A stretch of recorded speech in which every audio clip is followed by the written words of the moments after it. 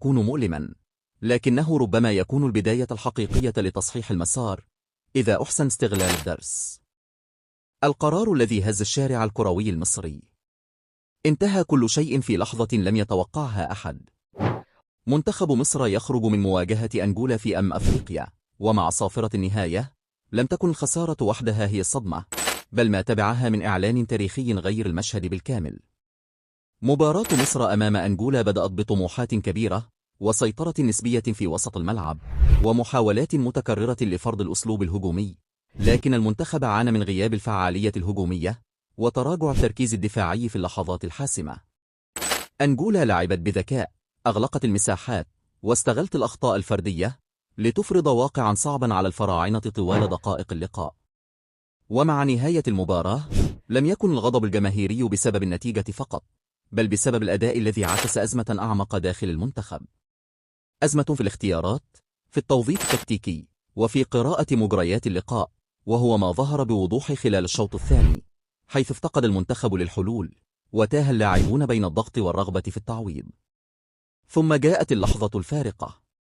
حسام حسن المدير الفني لمنتخب مصر خرج بتصريح حاسم لا يقبل التأويل، معلنا رحيله الرسمي عن تدريب المنتخب بعد مباراة أنجولا.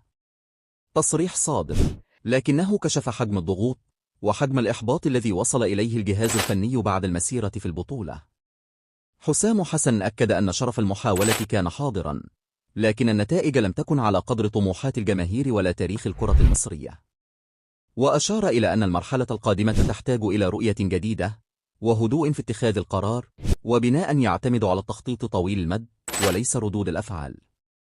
الرحيل فتح باب الأسئلة على مصراعيه. من يتحمل مسؤولية الإخفاق؟ هل المشكلة في الجهاز الفني فقط؟ أم في منظومة كاملة تحتاج إلى إعادة بناء؟ الجماهير الآن تطالب بالمحاسبة وتنتظر قرارات جريئة تعيد للمنتخب هيبته قبل الدخول في أي استحقاقات قادمة. فمنتخب مصر لا يقبل إلا بالمنافسة، ولا يعيش إلا على منصات التتويج. ما حدث أمام أنجولا لم يكن مجرد مباراة، بل نقطة تحول. تحول قد يكون مؤلما، لكنه ربما يكون البداية الحقيقية لتصحيح المسار إذا أحسن استغلال الدرس. القرار الذي هز الشارع الكروي المصري. انتهى كل شيء في لحظة لم يتوقعها أحد. منتخب مصر يخرج من مواجهة أنجولا في أفريقيا، ومع صافرة النهاية لم تكن الخسارة وحدها هي الصدمة، بل ما تبعها من إعلان تاريخي غير المشهد بالكامل. مباراة مصر أمام أنجولا بدأت بطموحات كبيرة وسيطرة نسبية في وسط الملعب ومحاولات متكررة لفرض الأسلوب الهجومي، لكن المنتخب عانى من غياب الفعالية الهجومية وتراجع التركيز الدفاعي في اللحظات الحاسمة. أنجولا لعبت بذكاء، أغلقت المساحات واستغلت الأخطاء الفردية لتفرض واقعا صعبا على الفراعنة طوال دقائق اللقاء. ومع نهاية المباراة لم يكن الغضب الجماهيري بسبب النتيجة فقط، بل بسبب الأداء الذي عكس أزمة أعمق داخل المنتخب. أزمة في الاختيارات، في التوظيف التكتيكي، وفي قراءة مجريات لسماعه. محمد صلاح يسدل الستار على رحلته مع منتخب مصر. بعد نهاية مواجهة مصر وأنجولا في أفريقيا لم تتوقف الصدمة عند حدود الخروج من المباراة، بل امتدت إلى ما هو أبعد وأعمق، حين تحول المشهد من خسارة كروية إلى لحظة وداع تاريخية. مباراة مصر أمام أنجولا كشفت عن صراع طويل داخل الملعب. محاولات هجومية متكررة، ضغط في وسط الميدان، ورغبة واضحة في السيطرة، لكن غياب الحسم والارتباك في الثلث الأخير حرم المنتخب من ترجمة الاستحواذ إلى أهداف. أنجولا لعبت بواقعية، اعتمدت على التنظيم الدفاعي والمرتدات السريعة، ونجحت في فرض إيقاعها على فترات حاسمة من اللقاء. محمد صلاح كان حاضرا بكل ما يملك من خبرة ورغبة، تحرك، صنع المساحات، وحاول قيادة زملائه في أصعب اللحظات، لكن المباراة بدت وكأنها تختصر سنوات من الأحمال الثقيلة التي حملها على كتفيه مع المنتخب. مسؤولية القيادة، ضغط الجماهير، وتوقعات لا تنتهي. ومع صافرة النهاية جاء التصريح الذي غير كل شيء. محمد صلاح أعلن اعتزاله اللعب دوليا مع منتخب مصر، مؤكدا أن مباراة أنجولا كانت الأخيرة له بقميص الفراعنة. قرار وصفه بالمؤلم، لكنه جاء بعد تفكير طويل ورغبة في إنهاء المسيرة الدولية وهو مرفوع الرأس. صلاح أشار في حديثه إلى أنه قدم كل ما يستطيع، وعاش لحظات تاريخية لا تنس، من بطولات قارية إلى تأهل لكأس العالم، مؤكدا أن تمثيل مصر كان دائما الشرف الأكبر في مسيرته. وأضاف أن الوقت قد حان لمنح الفرصة لجيل جديد قادر على حمل الراية وبناء مستقبل المنتخب. إعلان الاعتزال فتح بابا واسعا من الأسئلة داخل الشارع الرياضي المصري. كيف سيعوض المنتخب غياب قائده التاريخي؟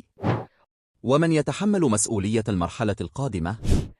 وهل تكون هذه اللحظة بداية إعادة بناء حقيقية أم فصلا جديدا من تحدياه؟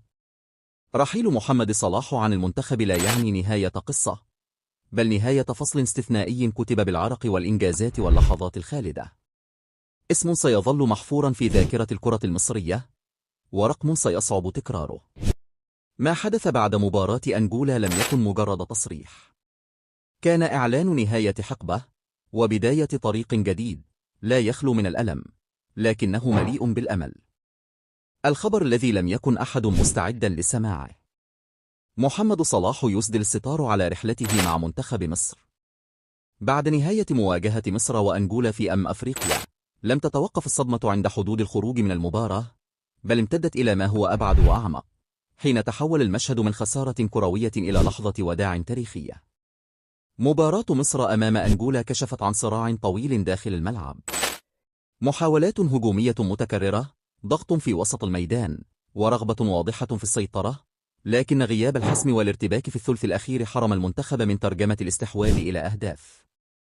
أنجولا لعبت بواقعية، اعتمدت على التنظيم الدفاعي والمرتدات السريعة، ونجحت في فرض إيقاعها على فترات حاسمة من اللقاء.